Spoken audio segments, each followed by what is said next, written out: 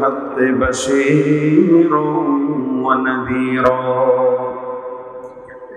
وداعيا إلى الله بإذنه وسراجا منيرا أما بعد فأعوذ بالله من الشيطان الرجيم بسم الله الرحمن الرحيم لقد جاءكم رسول من أنفسكم عزيز عليه ما عنتم حريص عليكم بالمؤمنين رؤوف رحيم وقال النبي صلى الله عليه وسلم يا أيها الناس إنما أنا رحمة مهداة أو كما قال عليه الصلاة والسلام وقال تعالى في شان حبيبه ومحبوبه مخبرا وآمرا إن الله وملائكته يصلون على النبي يا أيها الذين آمنوا صلوا عليه وسلموا تسليما সকল জবানগুলো দুরূদ শরীফ পড়ি আল্লাহুম্মা সাল্লি আলা মুহাম্মাদিন ওয়া আলা আলি মুহাম্মাদ কামা সাল্লাইতা আলা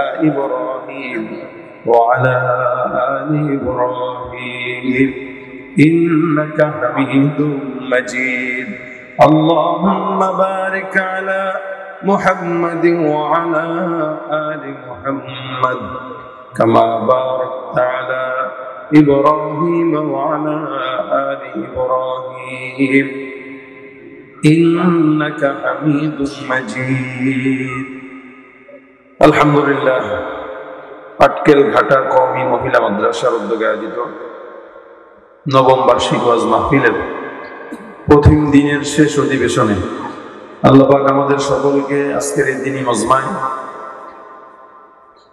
বসা তৌফিক দান করেছেন। সকলে জোরে সোরে জবান খুলে বলি আলহামদুলিল্লাহ। মুখতাসার সময় আপনাদের সামনে আজকে যেহেতু প্রথম দিন হিসেবে আজকে আপনাদেরকে একদম আগে ছেড়ে দেওয়া হবে। আগামীকাল ইনশাআল্লাহ আপনারা মন খুলে সময় মতো করেই আলোচনা শেষ করবেন।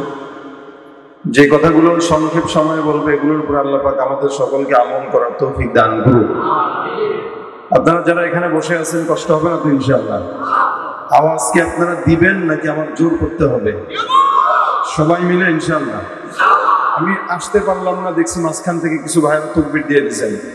যদি শুরুতেই এই অবস্থা হয় তাহলে তো এখন তো আরো বেশি হওয়ার দরকার, শেষ পর্যন্ত আরো বেশি হওয়া দরকার। আমি যতক্ষণ আছি ততক্ষণ আওয়াজ থাকবে ইনশাআল্লাহ, আওয়াজ দিয়ে থাকবে ইনশাআল্লাহ। জবান খুলে লিল্লাহি তাকবীর। হয় নাই আরো জোরে নারায়ে তাকবীর। আমি দেখবো আজকের এই প্রোগ্রামে জোয়ান বেশি নাকি মুরব্বি বেশি। এই জোয়ানরা যদি বেশি থাকে তাহলে আওয়াজটা যেন জোয়ানদের মতো হয়। এখন জোয়ান কারা মুরব্বি কারা টেস্ট করবেন কিভাবে? টেস্ট করার একটা রাস্তা বাতলাই দিচ্ছি। প্রথমত তাকবীর দেব, যারা মুরব্বী আছেন তারা আল্লাহু আকবার দিবেন। এখন বলবেন মুরব্বী কারা, এটা বুঝবো কিভাবে? এখানে যারা বিবাহ করেছেন আজকের এই মজলিসে এরা সবাই মুরব্বীদের কাতারে। সুতরাং যারা যারা বিবাহ করেছেন তারা হাত তুলেন। দেখেন আপনার পাশে কে বিয়ে করার পরেও হাত তুলে নাই, দেখেন এরা তুলেছেন তো। তাকবীর, নারায়ে তাকবীর।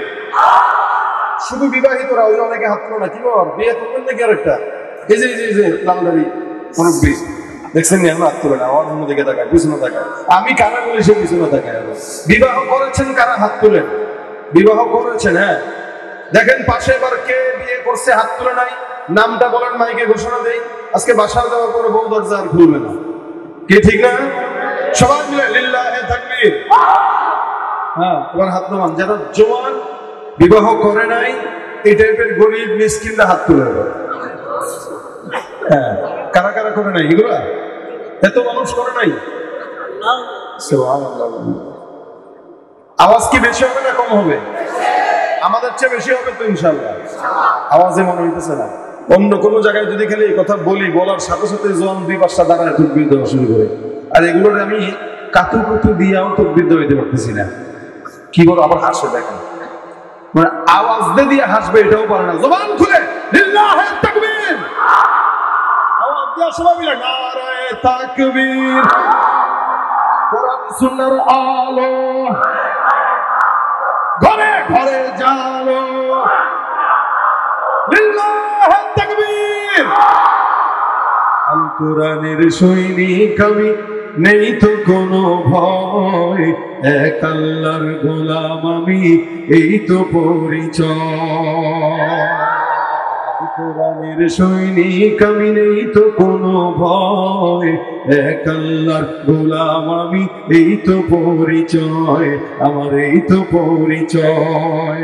এই পৃথিবীর সবই নকল, এই পৃথিবীর সবই নকল, আসল কিছুই নয়, এক আল্লাহর গোলাম আমি, এই তো পরিচয় আমার, এই তো পরিচয়। ঠিক কিনা?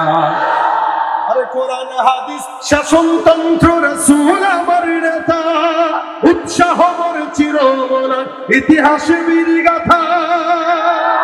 কোরআন হাদিস শাসনতন্ত্র রাসূল আমার নেতা, উৎসাহ মোর চিরমলার ইতিহাস বীর গাথা।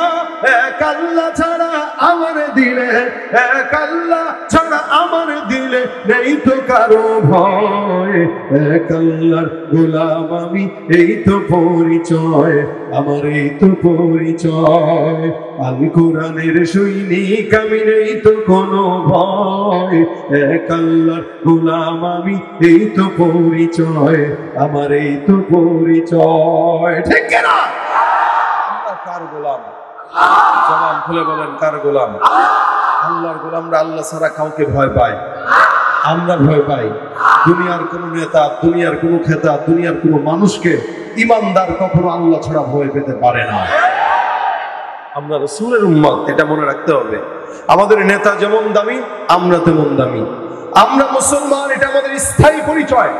আমাদের নেতা যিনি মুহাম্মদুর রাসূলুল্লাহ, তার পরিচয় সে আমাদের স্থায়ী নেতা। মুসলমান অস্থায়ী নেতার পিছনে জীবন দিতে পারে না, স্থায়ী নেতার পিছনে জীবন দেয়। ঠিক কিনা বলেন? আল্লাহ পাক আমাদেরকে সর্বোচ্চ নেতা দিয়েছেন, যার নাম মুহাম্মদুর রাসূলুল্লাহ। সারা জাহানের নেতা, দুনিয়ার নেতা, আখিরাতের নেতা, জান্নাতের নেতা, হাউজে কাউসারের নেতা। সমস্ত দুনিয়ায় এরকম নেতা অতীতে আগে পায় নাই, বর্তমানেও নাই, ভবিষ্যতেও আসার সম্ভাবনা।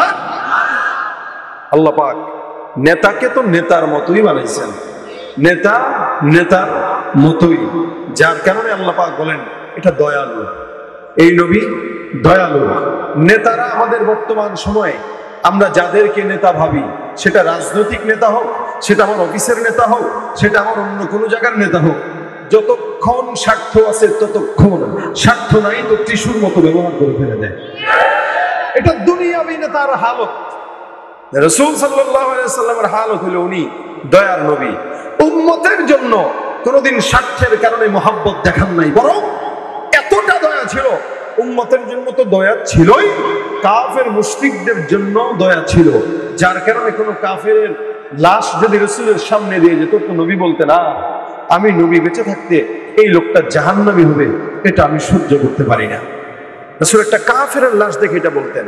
আর আমরা মুসলমানদেরকে ধরে ধরে জাহান্নামী বানায় দেই, কাফেরদের তো দূরের কথা। মুসলমান মুসলমানের বিরোধিতা করে কাফের ফতোয়া দিচ্ছি, মুসলমান মুসলমানকে নাস্তিক বানায় দিচ্ছি, মুসলমান মুসলমানকে জাহান্নামী বানায় দিচ্ছি। আর নবী কাফেরদেরকে দেখলে বলতো, আহা, এটা জাহান্নামে যাবে আমার সামনে, আমি কিভাবে সহ্য করি। এটা হলেন মুহাম্মদুর রাসূলুল্লাহ। এই কারণে আল্লাহ পাক বলেন, লাকাদ জাআকুম রাসূলুম মিন আনফুসিকুম আজিজুন আলাইহি মা আদিতুম হারিসুন আলাইকুম বিল মুমিনিনা রাউফুর রহিম। সারা জমিনের মধ্যে আল্লাহ পাক রব্বুল আলামিন ইরশাদ করে ডাক দেয়া বলেন, তোমাদের জন্য তোমাদের মধ্যে মধ্য থেকে আমি পয়গম্বর এমন একজন নবীকে পাঠাইলাম আমি আল্লাহ, যেই নবী উম্মতের জন্য অতি দয়ালু, অতি দরদী, অতি মায়া। আল্লাহ নবী সাল্লাল্লাহু আলাইহি ওয়াসাল্লামের দয়ার কথা আল্লাহ পাক বর্ণনা করে অন্য আয়াতের মধ্যে ডাক দিয়া বলেন, ওয়া মা আরসালনাকা ইল্লা রাহমাতাল লিল আলামিন। আমি আপনার মতো নবীকে জমিনের মধ্যে প্রেরণ করতাম না। কেন প্রেরণ করলাম হাবিব? জমিনের মধ্যে আপনার মতো রাসূলকে আমি আল্লাহ পাক রহমতের জন্যই প্রেরণ করলাম, অন্যত্র আমি প্রেরণ করতাম না। আল্লাহ পাক বলেন, মা আরসালনাকা, আপনাকে তো পাঠানো হয় নাই, ইল্লা রাহমাতাল লিল আলামিন, আমি রব্বুল আলামিন আপনাকে রহমতের জন্য প্রেরণ করলাম। গোটা জাহানের জন্য নবী আপনি রহমত, গোটা দুনিয়ার জন্য নবী আপনি রহমত, আসমানের জন্য আপনি নবী রহমত, জমিনের জন্য আপনি পয়গম্বর রহমত, পাহাড়ের জন্য আপনি নবী রহমত, আসমানের চন্দ্রের জন্য আপনি নবী রহমত। এই জমিনের মধ্যে যত মাখলুকাত দেখা যায় প্রত্যেকটা মাখলুকাতের জন্য আল্লাহর হাবিব সাল্লাল্লাহু আলাইহি ওয়াসাল্লামকে আমার রব্বে কারীম রহমত হিসেবে প্রেরণ করে দিয়েছে। যার কারণে নবী বলেন, ইয়া আইয়ুহান নাসু ইন্নামা আনা রাহমাতুন মুহদাত, হে দুনিয়ার মানুষেরা নিশ্চয়ই তোমরা মনে রাখবা আল্লাহর তরফ থেকে আমি পয়গম্বরকে আল্লাহ পাক রব্বুল আলামিন সারা জমিনের জন্য রহমতের জন্য পাঠিয়েছেন। আমি তোমাদের কাছে রহমত স্বরূপ একটি উপহার। সুতরাং যেই নবী রহমতের নবী, আল্লাহ পাক রব্বুল আলামিন বলেন ওই নবীর উম্মতেরাও সারা জমিনের মধ্যে রহমতের উম্মত। সুবহানাল্লাহ। আল্লাহ নবী ডাক দেয়া বলেন, কিয়ামতের ময়দানে সমস্ত উম্মতদের কাতার হবে 120টা, এর মধ্যে আমার উম্মতের সংখ্যাই থাকবে 80টা কাতার। এই 80 কাতারের উম্মতটাই থাকবে আমার উম্মত, বাকি 40টা কাতার থাকবে সমস্ত দুনিয়ার অন্যান্য নবীদের উম্মত। এই সমস্ত নবীদের উম্মতদের মধ্য থেকে আল্লাহ পাক রব্বুল আলামিন সবার আগে আমি নবীর উম্মতকে জান্নাতের মধ্যে ঢুকায় দিবে। আপনি আমি আল্লাহ নবীর উম্মত হওয়ার কারণে আগে আগে জান্নাতে যাব, এটা আমাদের জন্য সৌভাগ্য। এ মুসলমান নবীর উম্মত, আল্লাহ পাক রব্বুল আলামিন আমার পয়গম্বরকে এত সম্মান দান করলেন। জমিনের মধ্যে আল্লাহর হাবিব বলেন, আদম যখন নবী না, নূহ যখন নবী না, তখন আমি নবী। দুনিয়া যখন সৃষ্টি হয় নাই, আল্লাহ পাক রব্বুল আলামিন ওই সময় আমি পয়গম্বরকে নবী হিসেবে প্রেরণ করে দিয়েছেন। আল্লাহ পাক জমিন সৃষ্টি করার আগে আমাকে নবী বানিয়েছেন। যার কারণে ওই জান্নাতের জায়গায় জায়গায়, দরজায় দরজায়, সময়ে সময়ে আল্লাহ পাকের নামের পাশাপাশি মুহাম্মাদুর রাসূলুল্লাহ শব্দটা আল্লাহ পাক লিখে রেখে দিয়েছিলেন। জান্নাতের যে দরজার গেটে আমার নবীর নাম, জান্নাতের সমস্ত অলিতে গলিতে আমার নবীর নাম, অন্য কোন নবীর নাম নাই। কারণ সকল নবীদের সরদার আল্লাহ পাক রব্বুল আলামিন মুহাম্মাদুর রাসূলুল্লাহকে বানিয়েছেন। যার কারণে নবী বলেন, আমাকে আল্লাহ পাক নির্বাচন করেছেন সবার আগে, লেকিন জমিনের মধ্যে প্রেরণ করেছেন সবার পরে। হে মুসলমান, প্রধান অতিথি যিনি থাকে উনি কখনো আগে বসে নাইনি, সবার পরে বসে। আজকের মাহফিলে আমার নাম সবার আগে দিয়ে দিয়েছেন, কেন বলে প্রধান বক্তা, কিন্তু বসাইছেন সবার পরে। আর আসরের পরের বক্তাটার নাম দিয়েছেন সবার নিচে, কিন্তু বসাইছেন সবার আগে।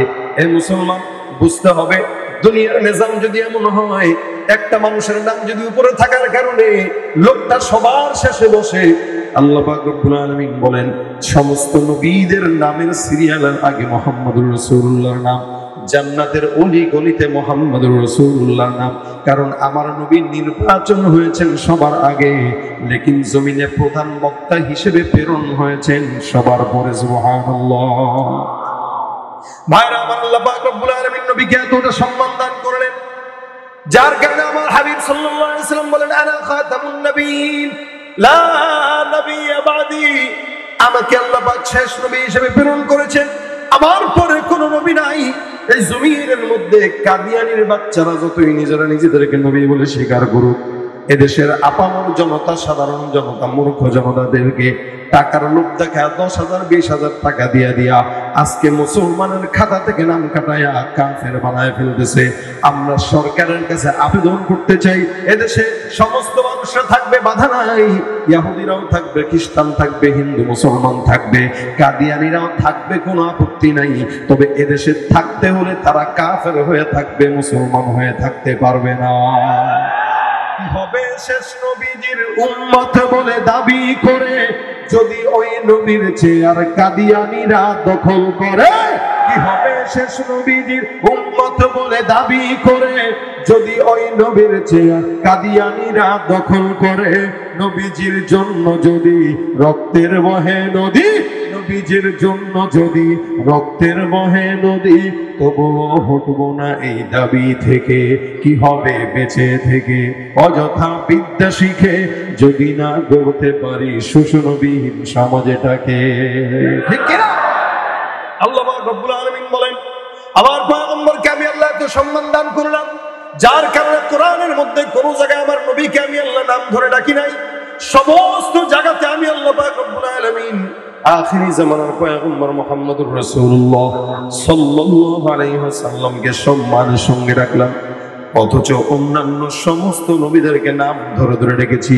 আদমকে আমি আল্লাহ পাক রব্বুল আলামিন নাম ধরে ডাকলাম। আল্লাহ পাক ডাক দিয়া বলেন, ইয়া আদম উসকুন আনতা ওয়া যাওজুকাল জান্নাহ। এই জায়গায় আদম পয়গম্বরকে আল্লাহ পাক নাম ধরে ডেকেছেন। নূহ পয়গম্বরকে বলেন, ইয়া নূহ ইহবিতু বিসালামিন মিন্না ওয়া বারাকাতিন আলাইক। নূহ পয়গম্বরকে আমার মাওলা পাক রব্বুল আলামিন নাম ধরে ধরে ডাকলেন। ইউনুস পয়গম্বরকে আল্লাহ পাক কোরআনের মধ্যে নাম ধরে ডাকলেন। ইউসুফ পয়গম্বরকেও আল্লাহ পাক রব্বুল আলামিন নাম ধরে ডাকলেন। জাকারিয়া নবীকেও আল্লাহ পাক রব্বুল আলামিন নাম ধরে ডাকলেন। ওয়া জাকারিয়া ওয়া ইয়াহইয়া ওয়া ইলিয়াস, এই তিনজনকেও আল্লাহ পাক নাম ধরে ধরে ডাকলেন। ওয়া ইব্রাহিম ওয়া ইসমাঈল ওয়া যালকিফ, এখানেও তিনজনকে আল্লাহ পাক নাম ধরে ডাকলেন। আল্লাহ পাক ডাক দিয়া বলেন, হে ইব্রাহিম قد صدقت الرؤيا। ইব্রাহিম নবীকে আল্লাহ পাক রব্বুল আলামিন নাম ধরে ধরে ধরে ধরে দুনিয়ার জমিনে দেখলেন। কোরআনের মধ্যে ফাতিহা থেকে নিয়ে নাস পর্যন্ত আমার রব্বুল আলামিন সব পয়গম্বরদেরকে নাম ধরে ডাকলেও মুহাম্মদুর রাসূলুল্লাহ সাল্লাল্লাহু আলাইহি ওয়াসাল্লামকে সূরা ফাতিহা থেকে নিয়ে নাস পর্যন্ত একটা জায়গাতেও রব্বুল আলামিন নাম ধরে ডাকেন না। সুবহানাল্লাহ কয় না? একটা জায়গাতে আল্লাহ পাক নাম ধরে শুধু ডাকেন নাই, যেখানে নাম নিয়েছেন লোকও লাগায় দিলেন। আল্লাহ পাক অন্যান্য নবীদেরকে নাম ধরে বললেন। মুহাম্মদুর রাসূলুল্লাহকে বলেন, ইয়া আইয়ুহান নবী, হে নবী। আল্লাহ পাক ডাক দিয়ে বলেন, ইয়া আইয়ুহার রাসূল, হে রাসূল। সব জায়গাতে আল্লাহ পাক কখনো নবী বলে সম্বোধন করেন, কখনো রাসূল বলে সম্বোধন করেন। এটা আমার রব্বুল আলামিনের পয়গম্বরের প্রতি সম্মান। এলাকার মধ্যে চেয়ারম্যান থাকলে, মেম্বার থাকলে, চেয়ারম্যান থাকলে, এমপি থাকলে, মন্ত্রী সাহেব থাকলে, মাদ্রাসার মুফতি সাহেব থাকলে, বুজমান বান্দা কোনোদিন তাদেরকে নাম ধরে রাখে না। চেয়ারম্যান সাহেব বলে, মেম্বার সাহেব বলে, মুফতি সাহেব বলে, শেখ বলে, হযরত বলে, মাওলানা সাহেব বলে, হাফেজ সাহেব বলে। কি বলেন ঠিক কিনা? এটা যদি কেউ সম্মান বুঝে তাহলে নাম ধরে না। বলে নাম ধরাটা কেমন জানি বেয়াদবি মনে হয়, যার কারণে মুফতি সাহেব, যার কারণে অমুক সাহেব, অমুক সাহেব। আল্লাহ পাক ডাক দেয়া বলেন, পয়গম্বর আপনাকে আমি আল্লাহ পাক রব্বুল আলামিন নাম ধরে ডাকি নাই, কারণ সম্মানিত অন্যান্য নবীদের থেকে। যার কারণে আমি আল্লাহ বললাম, ইয়া আইয়ুহান নবী, হে নবী, ইয়া আইয়ুহার রাসূল, হে রাসূল। আল্লাহ পাক এরপরে অন্যান্য আয়াতের মধ্যে যদিও রাসূলের নাম উল্লেখ করলেন, আল্লাহ পাক বলেন, ওয়া মা মুহাম্মাদুন ইল্লা রাসূল। এখানে আল্লাহ পাক রব্বুল আলামিন রাসূল শব্দটা লাগাইলো, রাসূল মুহাম্মদটা লাগাইলো। আল্লাহ পাক বলেন, ওয়া মা মুহাম্মাদুন, মুহাম্মদ তো নয়, ইল্লা রাসূল, মুহাম্মদ তো নয়, তবে তিনি কে? বলে আল্লাহর রাসূল। অন্য আয়াতের মধ্যে আল্লাহ পাক বলেন, মুহাম্মাদুর রাসূলুল্লাহ, মুহাম্মদ তো নয়, তবে কার রাসূল? কথা কয় না, জোরে বলেন, কার রাসূল? আল্লাহ পাক ডাক দিয়া বলেন, কখনো কখনো আমার নবী বিছানার মধ্যে চাদর মুড়ে দিয়ে ঘুমায়। আল্লাহ পাক রব্বুল আলামিন সুন্দর করে আমার নবীকে দেখে পছন্দ হয়। আমার রব্বুল আলামিন ডাক দেয়া বলে, ইয়া আইয়ুহাল মুযাম্মিল, হে চাদরওয়ালা। কখনো কখনো বলেন ইয়া আইয়ুহাল মুদ্দাসসির, কখনো কখনো বলেন তাহা মা আনজালনা আলাইকাল কুরআনা লিতাশকা। কোরআনের জায়গায় জায়গায় আল্লাহ পাক রাসূলকে ডাকলেন, কিন্তু এক জায়গাতেও শুধুমাত্র মুহাম্মদ বলে ডাকেন নাই। আল্লাহ পাক অন্য ক্ষেত্রে বলেন লাকাদ কানা লাকুম ফি রাসূলিল্লাহি উসওয়াতুন হাসানা, এখানেও রাসূল শব্দটা লাগাইলেন আল্লাহ পাক। এরপরে অন্য আয়াতের মধ্যে বলেন লাকাদ জাআকুম রাসূলুম মিন আনফুসিকুম আজিজুন আলাইহি মা আনিতুম হারিস। এখানে আল্লাহ পাক রব্বুল আলামিন রাসূল শব্দ উল্লেখ করলেন। অন্য আয়াতের মধ্যে আল্লাহ বলেন মা কানা মুহাম্মাদুন আবা আহাদিন মির রিজালিকুম ওয়ালাকিন রাসূলুল্লাহ ওয়া খাতামান নবিয়্যিন। আল্লাহু আকবার বলেন। একটা জায়গাতেও আল্লাহ পাক শুধুমাত্র মুহাম্মদ বলে বলেন নাই। এখানে আল্লাহ পাক সম্মান দিয়ে বলেন মুহাম্মদ তো পুরুষের পিতা নয়, মুহাম্মদ কোন পুরুষের বাবা নয়। মা কানা মুহাম্মাদুন আবা আহাদিন মির রিজালিকুম ওয়ালাকিন রাসূলুল্লাহ। আল্লাহ পাক বলেন তিনি হলেন আল্লাহর রাসূল। দুই নম্বর পরিচয় খাতামান নবিয়্যিন, এই জমিনের মধ্যে আমি আমার নবীকে সম্মান দিয়ে আখিরি নবী বানাইলাম। কিয়ামত পর্যন্ত গোলাম আহমদ কাদিয়ানীর বাচ্চারা হাজারো চেষ্টা করলেও আল্লাহর নবীর শেষ নবুয়তের চাদর ধরে টানাটানি করে ছিটতে পারবে না। এই শয়তানটার সাথে একদিন আতাউল্লাহ বুখারী রাহমাতুল্লাহ আলাইহি ঝগড়া লাগছে। তো আতাউল্লাহ বুখারী রাহমাতুল্লাহ আলাইহি বলতেছেন এই বাটপার, তুই যে নিজেদেরকে নবী দাবি করস, নিজেকে তোর নবুয়তের দলিল কি বল আমাকে। মির্জা গোলাম আহমদ কাদিয়ানী বলতেছে আমার নাম আহমদ। বলে তোর নাম তো একটা মির্জা আছে, গোলাম আছে, আহমদ কই বাস? কই যে আহমদ আছে, তাহলে বাকি দুইটা কই? এগুলো বাদ। আমার নাম আল্লাহ পাক কোরআনে বলেছেন মিন বাদ ইসমুহু আহমদ, আমার নাম আহমদ হবে, এই যে আমার নাম আহমদ, এই কারণে আমি আখেরি নবী। তা আতাউল্লাহ বুখারী রাহমাতুল্লাহ বলেন তুই যদি মির্জা বাদ দিয়া গোলাম বাদ দিয়া আহমদের কারণে নবী হইতে পারোস, তা আমি আতাউল্লাহর জায়গায় আতা বাদ দিয়া আল্লাহ হয়ে গেলাম। আল্লাহ হয়ে বলতেছি তোর মতো ভণ্ডকে নবী বানাই নাই আমি। জয় বলেন সুবহানাল্লাহ। যেমন নবী যেমন আল্লাহ, আর যেমন আল্লাহ তেমন নবী। তুই যেমন নবী আমিও তেমন আল্লাহ সাজলাম। এখনো পর্যন্ত এরা বাংলাদেশে কাদিয়ানীরা ঘুরে ঘুরে বেড়ায়। আমরা জানি না সরকার কেন এদেরকে কাফের ঘোষণা করে না। তবে যারা কাদিয়ানীদেরকে কাফের মানবে না ওদের ঈমানের সমস্যা আছে। যারা কাদিয়ানীদেরকে সাপোর্ট করবে, কাদিয়ানীদের কথা শুনবে, ওদের সঙ্গে চলবে, এদের ঈমানেও সমস্যা আছে। ঠিক কিনা জোরে কর। কাদিয়ানীরা কি মুসলমান না কাফের? যারা এদেরকে সাপোর্ট করবে তারা কি? জোরে বলেন তারা কি? আরো জোরে কাদিয়ানীরা কি? আরো জোরে কাফের। কাফের কাদিয়ানী। আল্লাহ পাক রাসূলকে সিলমোহর মেরে দিয়েন, শেষ নবুয়তের সিলমোহর লাগাই দিয়েছেন। নবী বলেন একটা দেয়াল সৌন্দর্যের দেয়াল, মাঝখানে একটা ইট মাত্র খালি থাকে, আমি উদাহরণটা হলো ওই ইটের মতো। বলে আল্লাহ পাক সব নবীদেরকে পাঠায় একটা ইট বাকি রাখছেন, এখন এই ইটটা আমি নবীকে দিয়ে পূরণ করছেন। সুতরাং কিয়ামত পর্যন্ত কোন ইট আসবে না। যদি আসতো নবী মাপকাঠি শিখিয়ে দিয়ে বলেছেন আমার পরের নবীটা হতো আমার সাহাবী হযরত মুহাম্মদ। সুবহানাল্লাহ। সুতরাং বুঝতে হবে এই জমিনের মধ্যে আল্লাহ পাক রব্বুল আলামিন একমাত্র আখিরি জামানার নবীকেই আখিরি নবী হিসেবে প্রেরণ করেছেন। এই জায়গায় আল্লাহ পাক দুইটা পরিচয় বলেন ওয়ালাকিন রাসূলুল্লাহ ওয়া খাতামান নবিয়্যিন। জমিনের মধ্যে তোমাকে আমি আখিরি নবী বানাইলাম। আল্লাহ পাক রব্বুল আলামিন একটা জায়গাতে নবীকে নাম ধরে ডাকেন নাই সম্মান খাটো হবে বলে। শুধু তাই নয়, সমস্ত বান্দাদেরকে আল্লাহ পাক ঘোষণা দিয়ে দিয়েছেন ইয়া আইয়ুহাল্লাযীনা আমানু লা তাজআলু দুআ আর-রাসূলি বাইনাকুম কাদুআই বা'দিকুম বা'দা। এই উম্মতের উলামা ইকরাম, এই উম্মতের মুসলমান, হে উম্মতের মানুষেরা শুনে নে, নবীকে অন্যদের মতো নাম ধরে তোমরা ডাইকো না। কেন? নবীকে যদি অন্যদের মতো নাম ধরে ডাকো তাহলে শেষ নবীর সম্মান থাকে না। এই কারণে নবীকে নাম ধরে না ডেকে ইয়া রাসূলুল্লাহ বলে সম্বোধন করবা। সুবহানাল্লাহ। আমরা সেই নবীর উম্মত। আল্লাহ পাক রব্বুল আলামিন বলেন এই নবীকে আমি আল্লাহ পাক মর্যাদার দিক থেকে সবচেয়ে আফজল বানাইলাম।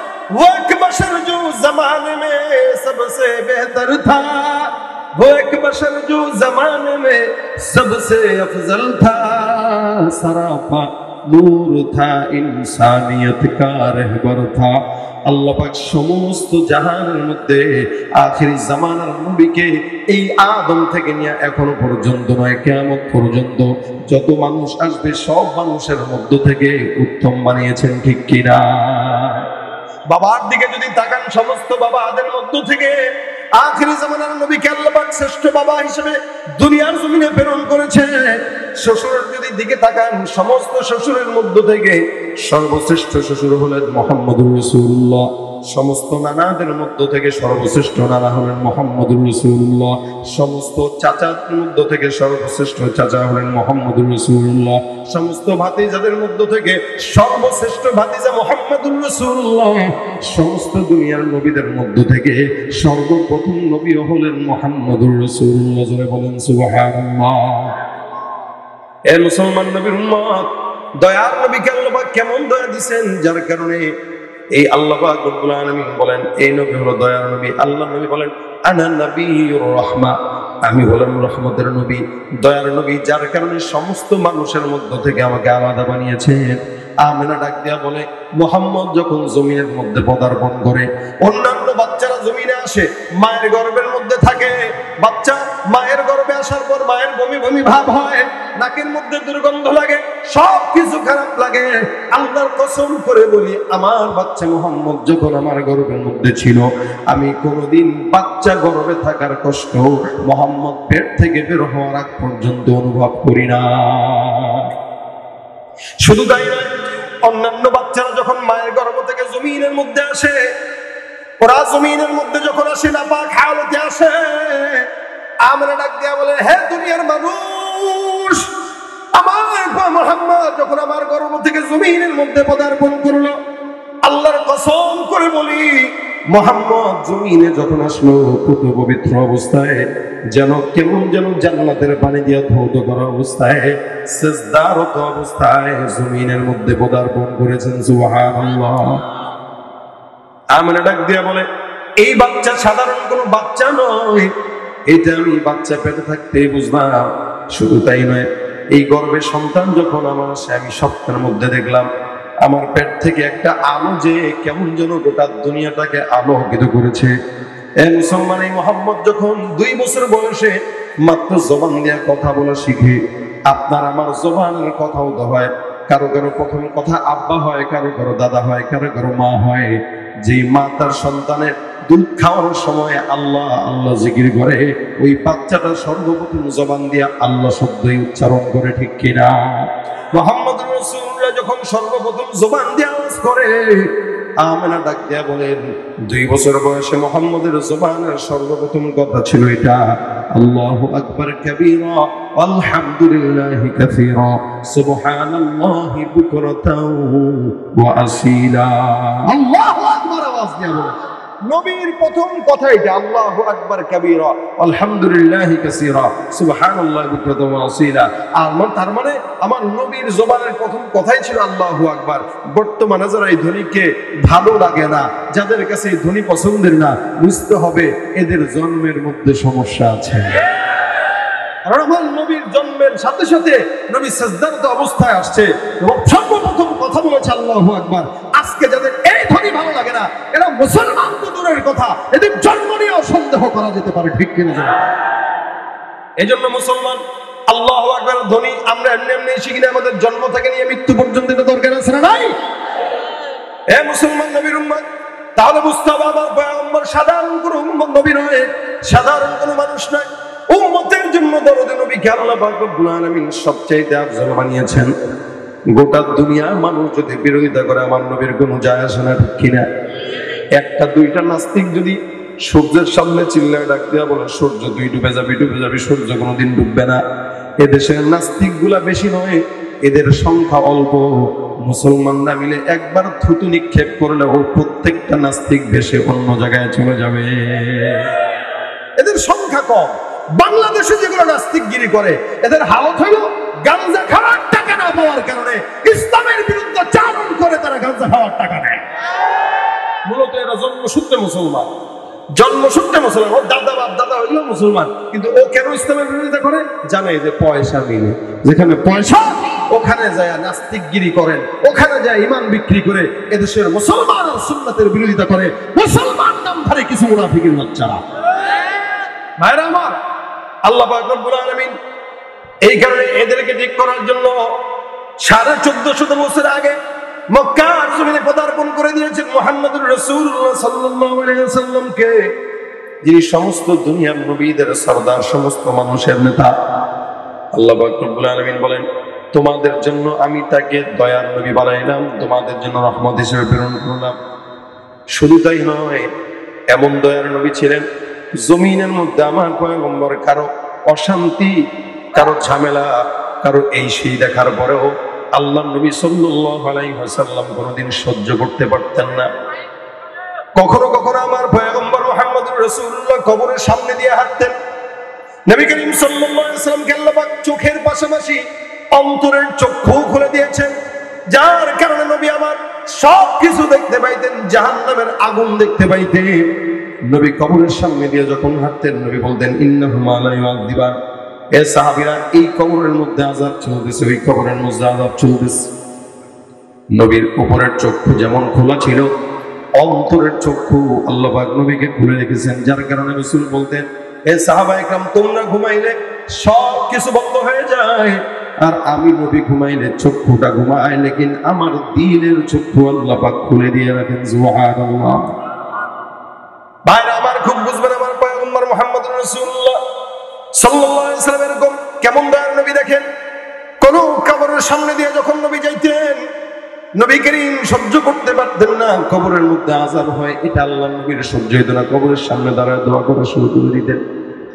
এমন একদিন এক কবরের সামনে দিয়ে আমার নবী যায়, রাসূল দেখেন এই কবরের মধ্যে আযাব হয়, নবী আমার কবরের সামনে বসে গেলেন।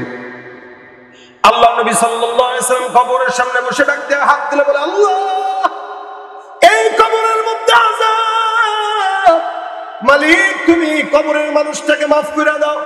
রাসূল দোয়া করতেছে, কিন্তু আসমানের মালিক কোনো কথা শুনে না। আল্লাহর নবীর কবরের মধ্যে ভাস। বলেন তো দেখি, আমার হাবিব যদি দোয়া করে, আল্লাহ পাক দোয়া কবুল করে কি করে না? সন্দেহ নাই, নবীর দোয়া হোক বদদোয়া হোক, সবকিছু আল্লাহ পাক এক চান্সেই কবুল করে নেয়। মুহাম্মদুর রাসূলুল্লাহ সাল্লাল্লাহু আলাইহি ওয়াসাল্লাম এই জায়গায় কবরের সামনে বসে বসে বলে, মালিক রে, এই কবরের লোকের যে আযাব হয়, আল্লাহ তুমি আযাবটা বাদ দিয়া দাও, দূর করে দাও, বেচারা মুসলমান। কিন্তু নবী করিম সাল্লাল্লাহু আলাইহি ওয়াসাল্লামের কপালের মধ্যে ভাঁজ। নবী আমার কিছুক্ষণ পরে আবার হাত তুলে, আবার কান্দে, আবার হাত তুলে, আবার হাত নামায়। রাসূল সাল্লাল্লাহু আলাইহি ওয়াসাল্লাম বলে, আহা, এই কবরের যে লোকটা, এই লোকটার অপরাধ অনেক, যার কারণে আমি নবী চাওয়ার পরেও আল্লাহ পাক এই লোকটারে মাফ করতেছে না। যেখানে নবী করিম সাল্লাল্লাহু আলাইহি ওয়াসাল্লাম দোয়া করলে মাফ হয়ে যাওয়ার কথা, সেখানে আল্লাহ পাক মাফ করেন না। রাসূল এবার মদিনার সমস্ত মানুষদেরকে ডাকতে বলে, হে মদিনাওয়ালা, এই কবরের মধ্যে লোকটাকে, এই লোকটার শুধু নয়, এই জায়গায় যত কবর আছে প্রত্যেকটা কবরবাসীদের আত্মীয় স্বজনদেরকে ডাক দিয়া বলো, আমি নবী বললাম তারা যেন তাদের আত্মীয়র কবরের সামনে দাঁড়ায় যায়। সবাই সবার কবরের আত্মীয়দের কবরের সামনে এসে দাঁড়ায় গেল, কিন্তু এই কবরের সামনে একজন মানুষ এখনো আসে না। আল্লাহ নবী সাল্লাল্লাহু আলাইহি ওয়াসাল্লাম এবার পেরেশানিতে পড়ে গেছে। আমার পয়গম্বর ডাক দিয়ে বলে, সাহাবা একরামের দল, এই কবরের সামনে কেউ আসে না, এই কবরের কোন আত্মীয় স্বজন গিনাই নাকি? নবী করিম সাল্লাল্লাহু আলাইহি ওয়াসাল্লাম কিছুক্ষণ পর তাকায় দেখে দূর থেকে একজন বৃদ্ধা লাঠি ভর করে করে সামনের দিকে আগায় আসতেছে। কবরের সামনে যখন দাঁড়াইলো, নবী ডাক দিয়া বলে, হে মা, তুমি কে?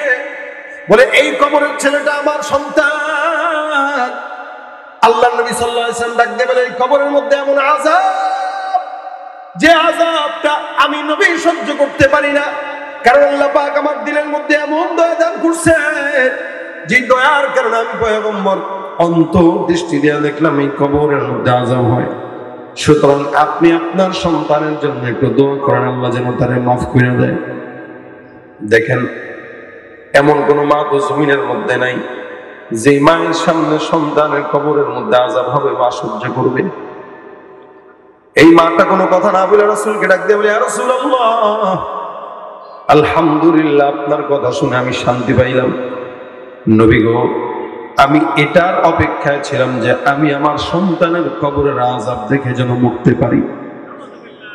একটা মা তার সন্তানের ব্যাপারে যখন এই কথা বলে, তখন রাসূলের দিলের হালত হয় কেমন। নবী ডাক দিয়ে বলে, হায় হায় মালিক, আমি নবী দোয়া করতেছি, যার কারণে তো এই বান্দার দোয়া কবুল হয় না, এই বান্দার কবরের আযাব মাফ হয় না, কারণ তার মাটা তার উপর অসন্তুষ্ট। আল্লাহ, আমি পয়গম্বর, মা হয়ে সে সহ্য করতে পারে, কিন্তু আমি নবী হয়ে সহ্য করতে পারি না। মালিক গো, আমি নবী হয়ে বললাম, যেহেতু আমার দোয়া কবুল হইতেছে না, আল্লাহ তুমি এই মাটাকে, এই সন্তানের কবরের আযাবটা একটার পলকের জন্য একটু দেখায় দাও। এই মাটা যদি সন্তানের কবরের আযাব একবারের জন্য দেখে, তাহলে বুঝবে কবরের মধ্যে কি চলে। আল্লাহ নবী সাল্লাল্লাহু আলাইহি ওয়াসাল্লামের দোয়া আল্লাহ পাক রব্বুল আলামিন কবুল করলেন। রাসূল সাল্লাল্লাহু আলাইহি ওয়াসাল্লাম হাত তুলে আল্লাহর কাছে বললেন, আল্লাহ, তারা তুমি একটু দেখায় দাও। আসমানের মালিক ওই বান্দার কবরের আযাব মাকে চোখে দেখায় দিলেন। কবরের আযাব তো চোখে দেখা সম্ভব নয়। জমিনের কোন বান্দা যদি কোন বান্দার কবরের আযাব দেখতো, বান্দা সহ্য করতে পারতো না। কবরের আযাব এমন আযাব যে বান্দা কোনোদিন কল্পনাও করতে পারবে না। বান্দা যদি কোনোদিন দেখতো, বান্দা জমিনে বাঁচতেও পারতো না। আল্লাহ পাক ওই বৃদ্ধা মহিলাকে হালকা কবরের আযাবের কিছু ধারণা দিয়ে দিলেন। সাথে সাথে চিৎকার দিয়া বৃদ্ধা জমিনের মধ্যে পড়ে গেছে। আল্লাহ নবী সাল্লাল্লাহু আলাইহি ওয়াসাল্লাম বৃদ্ধার গায়ের মধ্যে পানি টানি দিয়া বলে, ও মা, ব্যাপার কি, তুমি যে এই জায়গায় পড়ে গেলা, কি কারণ? বৃদ্ধা ডাক দিয়া বলে, ইয়া রাসূলুল্লাহ, কারণ শুনবেন পরে, আগে দোয়া করেন আমার আল্লাহ আমার সন্তানকে এই মুহূর্তে যেন ক্ষমা করে দেয়। আমার আল্লাহর কাছে দোয়া করেন, আমি আর সহ্য করতে পারি না, কারণ আমি একজন মা হয়ে এই সন্তানের আযাব নিজের চোখে দেখার পরে সহ্য হয় না। আল্লাহ পাক রব্বুল আলামিনের পয়গম্বর ডাক দিয়ে বলে, মালিক, আমি নবী হওয়ার পরও এতক্ষণ দোয়া করলাম, তুমি রব্বুল আলামিন দোয়া কবুল করো নাই। এখন এই মা হয়ে দোয়া করতেছে, আল্লাহ, এই মায়ের দোয়াটা তুমি মালিক মাফ করে কবুল করে এই বান্দার কবরের আযাবকে দূর করে দাও। আল্লাহ নবী দোয়া করতে দেরি হয়, তাকায় দেখে আল্লাহ পাক রব্বুল আলামিন বান্দার কবরের আযাব মাফ করে দিয়েছে। তার মানে বোঝা গেল এই বান্দাটা কবরের মধ্যে যে আছে, সে মারে কি করছে? হ্যাঁ, কথা কয় না, কষ্ট দিয়েছে। এবার নবী ডাক দিয়া বলেন, হে মা, আমার তো দিলের মধ্যে দয়া, কারণ আমি তো রহমতের নবী, আল্লাহ পাক আমাকে রহমতের নবী হিসেবে প্রেরণ করেছেন, যার কারণে আল্লাহ নবী বলেছেন, আনা নবিয়্যুর রাহমা, আমি হইলাম গোটা জমিনের মধ্যে রহমতের নবী। কিন্তু আপনি তো একটা মা, গর্ভধারিণী মা, আপনি একজন মা হয়ে তো হিংস্র কেন? কেন আপনি আপনার সন্তানকে প্রথমে মাফ করতে চান নাই? ওই বৃদ্ধা মা ডাক দিয়া বলে, ইয়া রাসূলুল্লাহ, আমার সন্তান যখন গর্ভের মধ্যে আমার পেটের মধ্যে আসছিল, তখন আমার ওই গর্ভের সন্তান গর্ভে থাকার কারণে, গর্ভে থাকার সময় আমার নিজস্ব স্বামী কোনো একটা জায়গায় যে ইন্তেকাল করেছে। আমার স্বামীর ইন্তেকালের পর আমি আমার সন্তানের দিকে তাকাইয়া অন্য কোন জায়গায় বিবাহের বন্ধনে আবদ্ধ হই নাই। ইয়া রাসূলুল্লাহ, আমি চিন্তা করছিলাম আমার সন্তানটা দুনিয়ার জমিনে আখিরি জামানার পয়গম্বরের একজন খাঁটি আশিক রাসূল হয়ে জমিন থেকে বিদায় হবে। আমার পয়গম্বর বিশ্বাস করেন, আমি আমার সন্তানকে বদদুয়া দিতে চাই নাই। যেই সন্তানের জন্য আমি আমার যৌবনটা এমনি শেষ করলাম, এই সন্তানটা আমার কি পরিমাণে কষ্ট দিছে জানেন? যখন নাকি বৃদ্ধ আমার ছেলে বড় হইল, আমি আমার সন্তানকে সুন্দরী মেয়ে দেখে, রমণী দেখে বিবাহ দিলাম। বিবাহ দেওয়ার পরে আমার সন্তানটাকে বিবাহ দেওয়ার পরে আমি একটা ঘর আলাদা দিয়ে দিলাম। এখন আমার সন্তান ঘরে থাকে, আমিও থাকি পাশাপাশি ঘরে। হঠাৎ করে একদিন তাকায় দেখলাম রাত্রেবেলা আমার সন্তান ঘরের মধ্যে আসলো। আমি আমার ঘরের সন্তানকে তাকায় দেখলাম, বিবি যেন তার কানের মধ্যে কি যেন বলল। বিবি আমার কানের মধ্যে কি কি বলার পরে আমার সন্তানের মেজাজ সম্পূর্ণ গরম। আমার সন্তান কোনো ভালো মন্দ জিজ্ঞাসা করে নাই, আমার কাছে আসলো, ইয়া রাসূলুল্লাহ, আমি যার জন্য যৌবন শেষ করলাম, জীবন শেষ করলাম, নিজে কামাই করে সন্তানের সমস্ত খরণ ভরণ পোষণ দিলাম, এই সন্তানটা একটা সেকেন্ডের জন্য দেরি করে নাই। বিবির কথা শুনে আমি বৃদ্ধ মাকে ওই রাত্রিতে আঘাত দিতে দিতে ঘর থেকে বের করে দিছি। ইয়া রাসূলুল্লাহ, আল্লাহর কসম করে বলি, যেদিন রাত্রিবেলা আমাকে ঘর থেকে বের করে দিল, আমি সেদিন আল্লাহর কাছে দোয়া করছি, মালিক, এই সন্তানের কবরের আযাব না দেখা তুমি আমারে মরণ দিও না। যে সন্তানের জন্য আমি এত কষ্ট করলাম, সেই সন্তান যদি আমার জন্য এরকম কষ্ট, আমাকে এমন কষ্ট দেয়, এই কষ্ট সহ্য হয় না। যার কারণে আমি আমার সন্তানকে এরকম কষ্ট দিয়েছি, আমি আমার সন্তানকে মাফ করতে পারি নাই। কিন্তু আমি যদি জানতাম কবরের আযাব এত কঠিন, আল্লাহর কসম করে বলে আমি জিন্দেগিতেও আমার সন্তানকে এরকম ভাবে কবরের আযাবের জন্য বদদুয়া দিতাম না। আল্লাহ পাক রব্বুল আলামিনের হাবিব সাল্লাল্লাহু আলাইহি ওয়াসাল্লাম বলেন, যাক, আপনি তো মাফ করেছেন, যার কারণে আল্লাহ পাক রব্বুল আলামিন আপনার সন্তানকে মাফ করে দিয়েছে। এই যুবক ভাইরা, এই ঘটনা থেকে একটা উদ্দেশ্যে যদিও আমি ঘটনা বলেছি, কিন্তু শিক্ষাও আছে।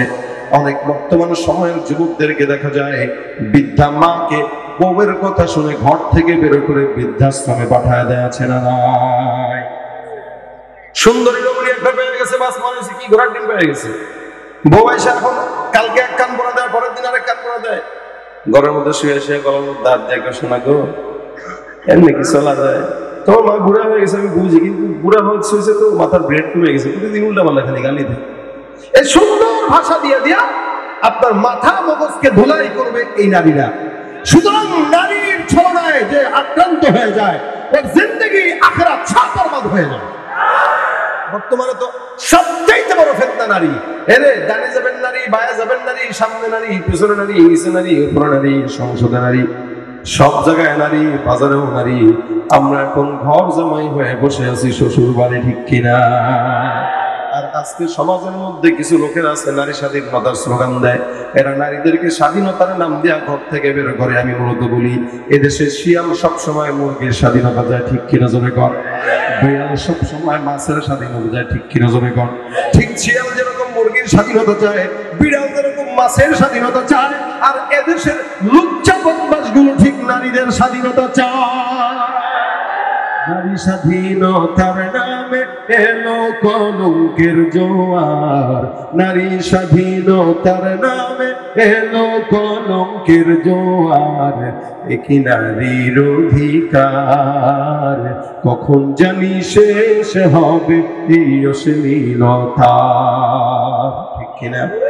ওয়ার্ড কমিশনার থেকে ইউনিয়ন পরিষদে ক্রমান্বয়ে দেখো রে ভাই একেবারে সংসদে, ওয়ার্ড কমিশনার থেকে ইউনিয়ন পরিষদে ক্রমান্বয়ে দেখো রে ভাই একেবারে সংসদে, নারী থাকবে সুখের নীড়ে, এত কষ্টের কি দরকার, একই নারীর অধিকার কখন জানি শেষ হবে এই অশ্লীলতা, ঠিক কিনা?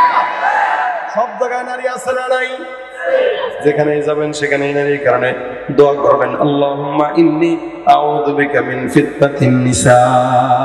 আল্লাহ তুমি নারীর ফিতনা থেকে বাঁচাও। এই নারীরা এমন ফিতনাবাজ, যদি নারী আপনাকে চায় টেনে হেসে জাহান্নামে নিতে পারে, আর নারী যদি চায় আপনাকে ওলি বানাইতে পারে। ভাইরা আমার, এই জন্য সাবধান। আমার বলার মাকসাদ হলো নবী করিম সাল্লাল্লাহু আলাইহি ওয়াসাল্লামের দিলের দরদ, দিলের দরদমন্দ আমার পয়গম্বর ছিলেন, উম্মতের জন্য গমখারি আমার পয়গম্বর ছিলেন। আল্লাহ পাক রব্বুল আলামিন রাসূল সাল্লাল্লাহু আলাইহি ওয়াসাল্লামকে দয়ার নবী এই কারণেই প্রেরণ করেছেন যে সেই দয়ার নবীর উম্মত আমরা হয়ে যদি দয়ার নবীর দয়া না পাই, বুঝতে হবে আমাদের মতো কপাল পোড়া লোক আর নাই। আজকে সমাজের ভিতরে উম্মতের অভাব নাই, কিন্তু তাকায় দেখেন উম্মত নিজেকে দাবি করে, কিন্তু ইসলামের বেলায় যখন আসে রাজনীতির কাছে ইসলামকে ছোট করে দেয়। একদিকে নেতা, আরেকদিকে রাসূলের সুন্নাত। চিন্তা করে, ধুর, রাসূলের সুন্নাত নিয়ে কি দুনিয়া চলে? নেতার কথা মানতে হবে। তো সুন্নতকে লাথি দিয়ে ফেলে দেয়, নেতার আদর্শকে বুকে টেনে নেয়। অথচ উম্মতের অবস্থা এমন হওয়া দরকার, যদি আমাকে 1 কোটি টাকাও দেওয়া হয়, সুন্নত কোনোদিন কারো কাছে দালালি করে বিক্রি করা সম্ভব নয়। জোরে বলেন ঠিক কিনা? উম্মত হিসেবে এটা প্রত্যেকটা মুমিনের কাজ। জান দিতে হয় দেব, রক্ত দিতে হয় দেব। এদেশের রাসূল সাল্লাল্লাহু আলাইহি ওয়াসাল্লামের সুন্নাত, আখলাক, আল্লাহর নবীর সমস্ত শাসন ব্যবস্থা কায়েম করে এদেশের উম্মত দেখিয়ে ছাড়বে, ঠিক কিনা বলেন?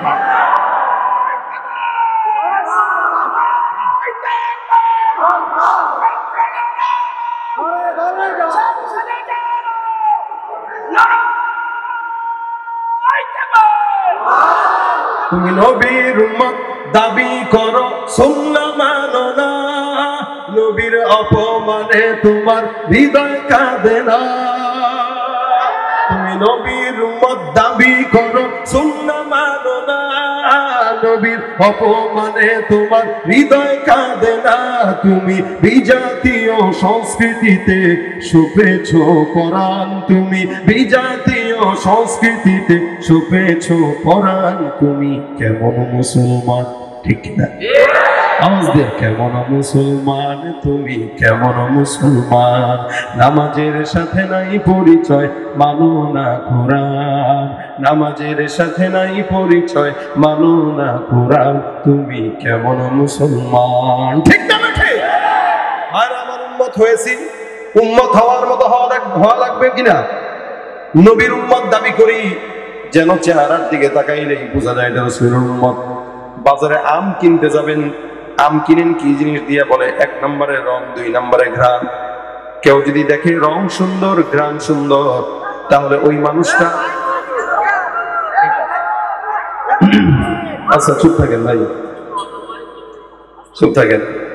এই বেচারা তো তার ব্যবসা নষ্ট করবে না, সর্বোচ্চ দেওয়ার চেষ্টা করেন। যোগ্যতা নাই, কি করবে? আল্লাহ পাক যোগ্যতা দান করুন। দেখেন, আম মানুষ কিনে 2টা জিনিস দেখা। 1 নম্বর ঘ্রাণ, যদি দেখতে সুন্দর হয় তাহলে কিনে, আর যদি ঘ্রাণ সুন্দর হয় তাহলে কিনে। মুসলমান কত মানুষ দাবি করে, কিন্তু সমাজের মুসলমানদের না আছে ইমানের কালার, না আছে ইমানের ঘ্রাণ, ঠিক কিনা জোরে বলেন? উম্মত দাবি করে, চেহারার দিকে তাকাইলে দেখা যায় গাঞ্জা খাইতে খাইতে টাওয়া ভিতরে ঢুকায় দিছে। আছে না নাই? চুলের দিকে দেখবেন, চুল স্মৃতিসৌধের মতো চোখা। কি বলেন? সজারুর কাটা যেরকম চোখা, ওর চুল এরকম চোখা। কথা কয় না? এই এলাকার যুবকদের অবস্থা ভালো। হ্যাঁ, এখানে চুল নাই, পুরা টাক্কু মার্কা, এখানে পুরা টাক্কু, চুল নাই। মাঝখানে উঠছে ঘাসের মতো, দুবলা ঘাস যেরকম উঠে, ওর মাথার চুল এরকম উঠছে। জিজ্ঞাসা করুন কার মতো রাখছে, সে জানে না কার মতো। ভালো লাগছে এটারে, যার মতো রাখছে একটা ইহুদি অথবা নাসারার মতো রাখছে। আবার দাবি করে আমি মুসলমান, আবার দাবি করে আমি মুসলমান। লজ্জা লাগার কথা, মুসলমানের সন্তান কোনোদিন ইহুদি নাসারার বেশ ধরতে পারে না। মাঝে মাঝে আমাদের সাথে, আমি আপনার ভক্ত, একটু ছবি তুলব। আমি মিয়া কি এর ভক্ত আপনি? আমি মাঝে মাঝে কয়েকটা ভাবে বলি, যদি দেখি বলার পরিবেশ আছে। আপনার ভক্ত, ভাই ভক্ত হলে আপনার চুলের হালত কেন? আপনি আমার ভক্ত কেমনি? আপনার সাথে ছবি তুললে তো আমার সম্মান নষ্ট হবে, কারণ আপনার যে চুলের ডিজাইন, এই ডিজাইনে আপনি মুসলমান না কাফের এটা তো বুঝে যায় না। একটা মুসলমানের রং দেখলে বুঝে যেতে হবে যে এটা মুসলমান। খালি চাপাবাজি করলে মুসলমান হওয়া যায় না। মুসলমানের ইমানের রং থাকতে হবে, ঘ্রাণ থাকতে হবে। ঘ্রাণ নাই, রং নাই, কালার নাই, কিচ্ছু নাই। আমি বলবো তুই মুনাফিক মার্কা মুসলমান, তুই মুসলমান হতে পারলি না। মুসলমানের চেহারার দিকে তাকায় দেখবেন কি অবস্থা। প্যান্ট পরবে 14 জায়গায় ছিঁড়া, আবার হাফ প্যান্ট পরে। এখন এই যে সুন্দর রাস্তা, 30-35 বছর 40 বছরের জোয়ান বুড়া বেড়া হাফ প্যান্ট পরছে এতটুকু, গেঞ্জি পরছে, হাত উঠালে দেখতে সব দেখা যায়। কাটানা 2 মাস, কি আছে নাই? পাটার মতো গন্ধ, বেহায়া বেলাজা, শরম নাই। মানুষ তো ঘুমাইতে গেলেও তো জায়গা করে ঘুমায় না। আর সে রাত্রেবেলা শোয় না, সে বিয়ের অনুষ্ঠানে জায়গা পড়ে যায়। জায়গা মানে কি বুঝছেন তো? আগুন করে, এটাই তো, কি ঠিক না? Short pant, half pant. Half pant মানে কি? যেটা মানুষ পাজামার নিচে পরে, প্যান্টের নিচে পরে। ও কত বড় বেহায়া নির্লজ্জ হইলে পরে এই জিনিসটা সে সবার সামনে করতেছে, আর এটাকে সে আধুনিকতা মনে করতেছে। উলঙ্গ পরার নাম যদি আধুনিকতা হয়, গরু ছাগল তোর চাইতে বড় আধুনিক। ওর তো কিছু কিছু নাই, লেভেল পজিশন, কি ঠিক না? ওর কিছু নাই তো, ও অনেক বেশি। ওরা সালাম দিবি 14 বার গরুরে যে স্যার আমি আপনার থেকে শিখছি কিন্তু আপনার মতো হইতে পারি নাই, দোয়া করেন যেন আপনার মতো হইতে পারি। কুত্তার ঠ্যাং ধরে নাচ বেটা, এই কথা বইলা যে ভাই তোর মতো যেন হইতে পারি। কুকুর রাস্তাঘাটে এই যে সময় দেখবেন পাগলের মতো ঘুরে, ঠিক না? এই সময়টা কুত্তা পাগলের মতো এক জায়গায় জায়গায় জায়গায় আকাম করে। আমাদের দেশের এই সমস্ত যুবকেরা জায়গায় জায়গায় আকাম করে বেড়ায়।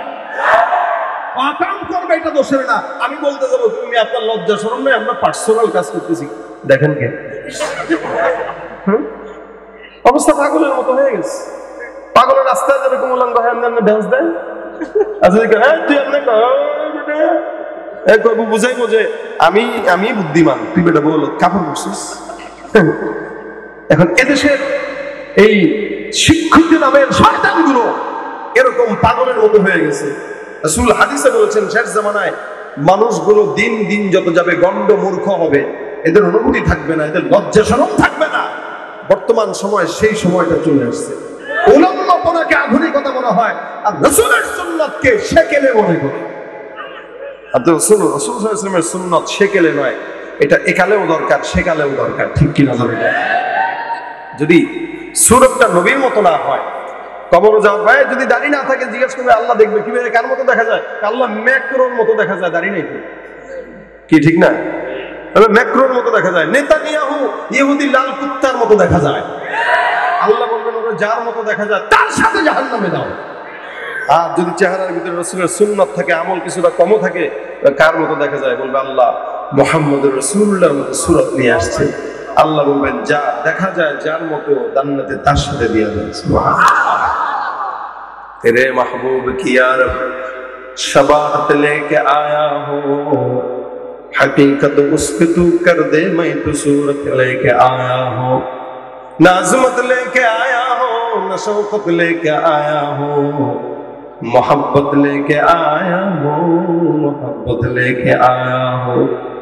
আপনার কাছে আমার কাছে এমন কোন আমল নাই যে আমলের কারণে নবীর সঙ্গে জান্নাতে যাব, কিন্তু নবীর মহব্বত যদি অন্তরের মধ্যে নিতে পারি, আল্লাহর কসম রাসূলের সঙ্গেই জান্নাত হবে। সুবহানাল্লাহ। এক সাহাবী নবীকে ডাক দেয়া বলেন ইয়া রাসূলুল্লাহ মাতাসসা, কিয়ামত কবে? নবী ডাক দেয়া বলেন মা আ'দাত্তা, কিয়ামতের প্রস্তুতি কি গ্রহণ করেছো? আল্লাহর নবী সাল্লাল্লাহু আলাইহি সাল্লাম যখন জিজ্ঞাসা করলেন, সাহাবী ডাক দেয়া বলেন ইয়া রাসূলুল্লাহ কিয়ামত কবে হবে জিজ্ঞাসা করছি কিন্তু প্রস্তুতি নাই।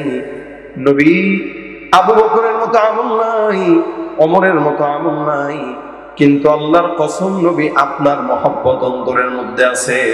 নবী ডাক দেয়া বলেন আল্লাহর কসম ইন্নাকা মা'মান আহবাবতা, নিশ্চয়ই মহব্বত যদি আমি নবীর সঙ্গে থাকে আল্লাহ পাক আমি নবীর সঙ্গে জান্নাত দান করবে। হাতটা উঁচা করে বলেন তো আমরা রাসূলকে ভালোবাসি কি বাসি না? আল্লাহু আকবার, আরো জোরে আল্লাহু আকবার। আল্লাহ তুমি কবুল করো, জোরে বলেন আমিন। রাসূলের মহব্বত আমাদের অন্তরে দান করো, জোরে বলেন আমিন। যদি এতটুকু মহব্বত দিলের মধ্যে থাকে, আল্লাহ নবী বলেন অবশ্যই বান্দাটা আমি নবীর সঙ্গে জান্নাতে যাবে। আর যদি এতটুকু মহব্বত না থাকে, আজকে যারা আখিরি জামানার নবীকে সন্ত্রাস বলে, আজকে যারা পয়গম্বর মুহাম্মদুর রাসূলুল্লাহ সাল্লাল্লাহু আলাইহি ওয়াসাল্লামকে গালি দেয়, অবশ্যই এই দেশের মধ্যে সবচাইতে নিকৃষ্ট জাতের দল হইল তারা। আর তাদের গালি দেওয়ার পরে আপনার দিলে যদি খারাপ না লাগে, বুঝতে হবে আপনিও তাদের দলের, ঠিক কিনা জোরে বলেন? বিশ্ব নবীর অপমানে যদি না কাঁদে তোমার মন, মুসলিম নয় মুনাফিক তুমি নবীজির দুশমন, ঠিক কিনা? নবীর প্রেমে জীবন দেবে কে আছো নওজোয়ান, তাকবীর তুলে সিংহ শাবক হও তুমি আগুয়ান, ঠিক কিনা? রাজি আছেন তো ইনশাআল্লাহ? তোমার বুকে ইমানের বল, জবানে আল কোরআন, ভয়ে কাঁপে কাপুরুষব আর নরদম শয়তান, জীবনের চেয়ে বুকে আছে বেশি নবীজির সম্মান, কেমনে তুমি থাকবে বসে হলে তার অপমান।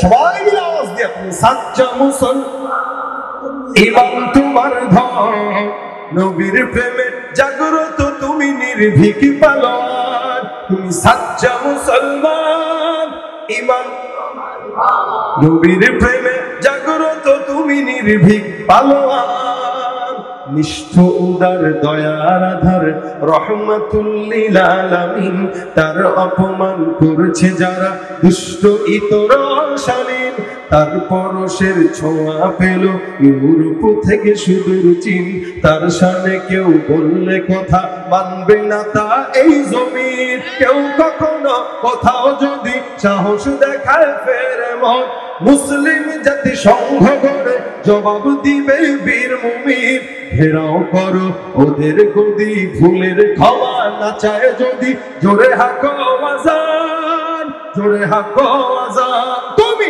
সাচ্চা মুসলমান, ইমান নবীর প্রেমে জাগ্রত তুমি নির্ভীক পালোয়ান, তুমি সাচ্চা মুসলমান, ইমান তোমার ধন, নবীর প্রেমে জাগ্রত তুমি নির্ভীক পালোয়ান।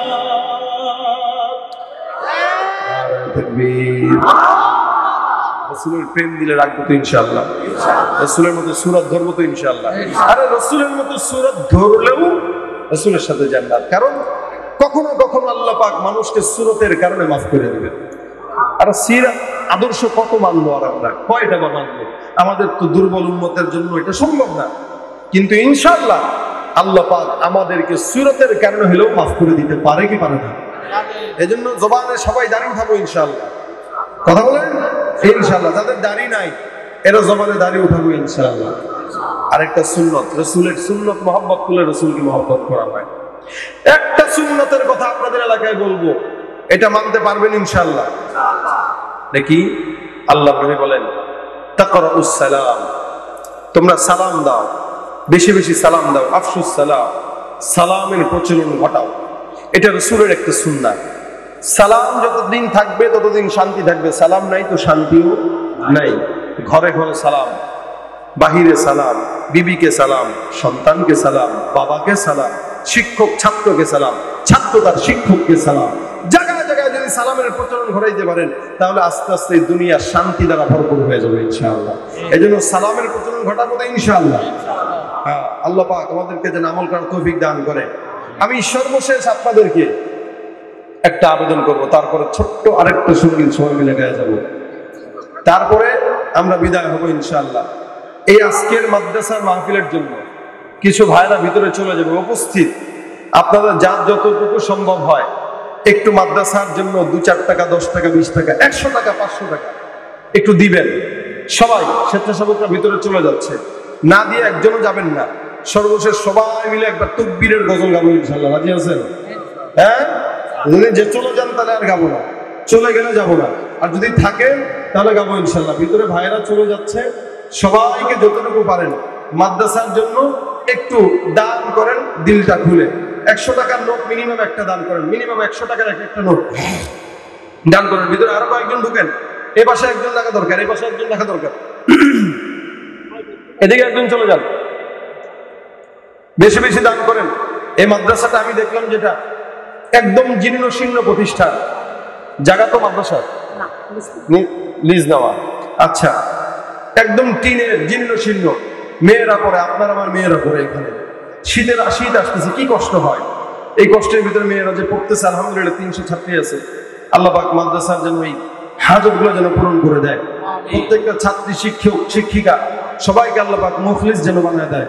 আল্লাহ পাক যারা মাদ্রাসার সাথে সম্পৃক্ত, আজকের মাহফিলে যারা যারা দান করবে, আল্লাহ পাক প্রত্যেককে যেন আল্লাহ পাক কবুল করে, বলেন আমিন। সবাই দিব, না দিয়ে আমরা কেউ যাব না। আজকের এই মাহফিলটা নাজাতের উসিলা যেন হয়, নাজাতের উসিলা যেন হয়।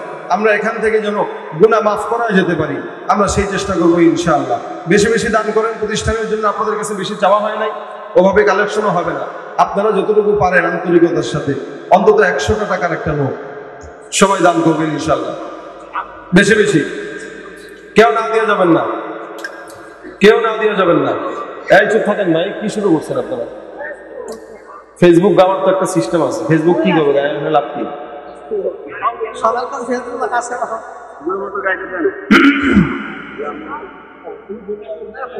হ্যাঁ, সবাই আন্তরিকতার সাথে দিয়ে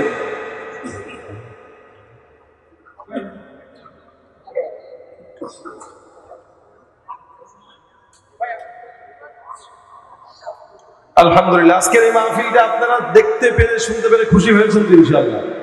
আলহামদুলিল্লাহ। আগামীকাল আসবেন তো ইনশাআল্লাহ? সবাই আগামীকাল আরো 2-4 জন করে সাথে করে নিয়ে আসবেন।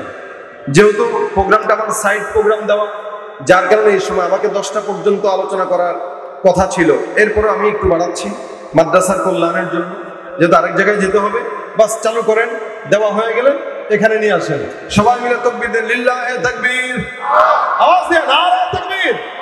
নাস্তিকতা নিপাত যাক, দিন ইসলাম জিন্দাবাদ। নাস্তিকতা নিপাত যাক, দিন ইসলাম জিন্দাবাদ। প্রতি প্রাণে একই আওয়াজ, খোদাদ্রোহী ছাড় পাবে না, এই বাংলার ঠাই হবে না, মুসলমানরা জেগেছে আজ। জল কদমে সামনে চলো, বজ্র কণ্ঠে আওয়াজ তুলো, সবাই মিলে একই তালে দাও না স্লোগান, নারায়ে তাকবীর, নারায়ে তাকবীর। দিন ইসলাম, দিন ইসলাম জিন্দাবাদ, জিন্দাবাদ। ইসলামেরই জন্য দেশের হয়েছে জন্ম, ইসলামের বিরুদ্ধে গেলে দেশ হবে ভিন্ন।